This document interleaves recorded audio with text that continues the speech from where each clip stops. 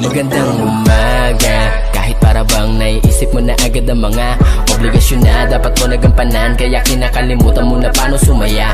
Tara kaibigan, mag-usap nga tayo. Labas mo yung alak at saka yung baso, pati pulutan sa plato at yelo, kasama yung gulay na nasa tubo.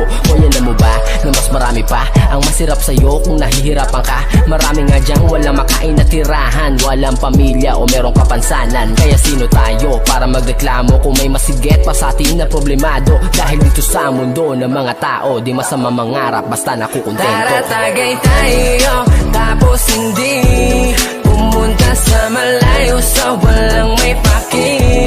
Malalagpasan mo rin ang lahat ng problema, basta kalma ka lang, tumagay ka, tapos hindi pa. Tara tagay tayo, tapos hindi pumunta sa malayo, sa walang may paki. Malalagpasan mo rin ang lahat ng problema, basta kalma ka lang, tumagay ka, tapos hindi pa. Masarap na buhay ng tahimik at payapa, lalo na kapag malaya ang iyong kaisipan. Walang iniisip na problema, para bata palagi lang masaya, ano man ang problema na dumaan. Ang ibig ko sabihin ay walang permanente, ang kada lilipas magbago ay pwede, dahil ang bawat